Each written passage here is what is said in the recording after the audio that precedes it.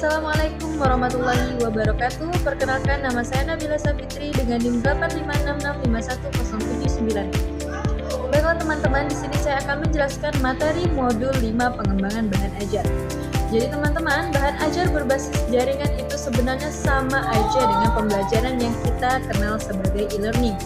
Menurut KAUT tahun 2002, e-learning adalah materi pembelajaran yang disusun dengan metode tertentu dan disampaikan lewat komputer, bisa lewat CD-ROM atau internet. Tujuannya untuk membantu seseorang atau organisasi dalam mengembangkan pengetahuan dan keterampilan. Jadi intinya, e-learning ini memanfaatkan teknologi dan jaringan internet supaya proses belajar bisa dilakukan kapanpun dan dimanapun tanpa harus selalu tatap muka di kelas. Kemudian karakteristik bahan ajar berbasis jaringan.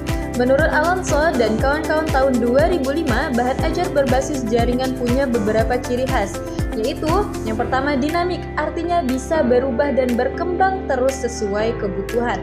Yang kedua, real time, bisa dilakukan secara langsung dan cepat lewat jaringan internet.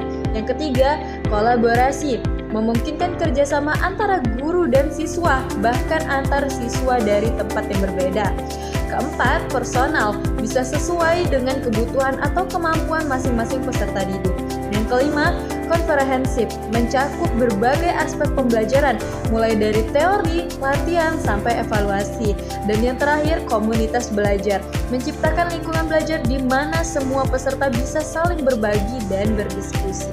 Nah, sumber bahan ajar berbasis jaringan itu banyak banget. Contohnya, portal belajar seperti Rumah Belajar atau Google Classroom, Computer Assisted Learning atau Teaching, penggunaan software untuk membantu pembelajaran, virtual laboratory, laboratorium digital untuk simulasi eksperimen, video on demand atau internet TV, pembelajaran lewat video seperti YouTube Education, Wikipedia, sumber informasi terbuka yang bisa digunakan sebagai referensi. Kemudian blog, tulisan pribadi yang bisa berisi materi pembelajaran, podcasting atau pembelajaran lewat audio atau siaran podcast, perpustakaan digital, koleksi buku elektronik dan jurnal online, dan yang terakhir online learning, sistem belajar daring yang terintegrasi seperti Moodle atau Edmodo. Ada 4 kontribusi utama dari bahan ajar berbasis jaringan, yaitu peningkatan akses dan fleksibilitas belajar.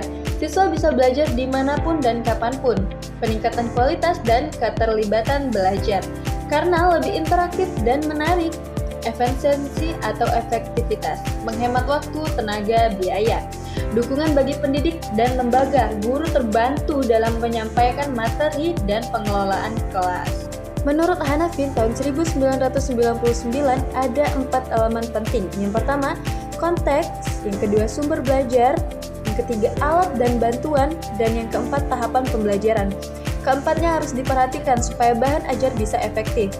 Menurut Joneses tahun 1999 ada 4 prinsip utama, yaitu pertanyaan, contoh, masalah dan proyek, modal pembelajaran. Prinsip ini menekankan agar siswa berpikir kritis dan aktif. Menurut Horton, pengembangan bahan ajar itu kombinasi antara penyajian materi dengan aktivitas belajar. Jadi, bukan cuma teori tapi juga praktik. Menurut Rosenberg, ada 4 komponen penting: konten atau isi, kegiatan belajar yang sedang berlangsung, informasi tambahan, model atau pengalaman dari pakar maupun teman sejawat. Prinsip umum desain dalam pengembangan aplikasi pembelajaran berbasis jaringan. Dalam mendesain bahan ajar online, ada beberapa prinsip umum yang perlu diperhatikan. Yang pertama, motivasi peserta didik. Tampilannya harus menarik dan mendorong semangat belajar. Yang kedua, komponen learning interface. Tampilan antarmuka harus mudah digunakan.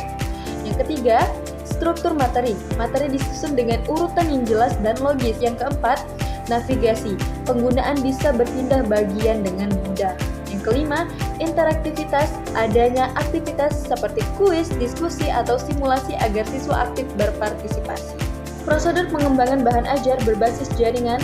Proses pengembangannya ada beberapa tahap, yaitu analisis, kedua desain, pengembangan, implementasi, eksekusi, evaluasi, dan yang terakhir yaitu review, memperbaiki atau menyempurnakan bahan ajar berdasarkan hasil evaluasi. Pembelajaran berbasis jaringan berjalan baik perlu memperhatikan beberapa standar, yaitu Standar desain instruksional, bagaimana materi disusun agar mudah dipahami.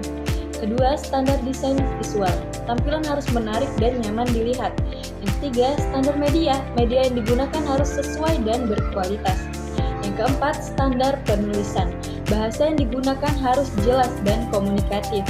Yang kelima, standar penilaian, cara menilai hasil belajar harus objektif dan terukur. Yang keenam, standar teknis. Aspek teknis seperti jaringan, server, dan software harus stabil dan mendukung. Audio Jungle.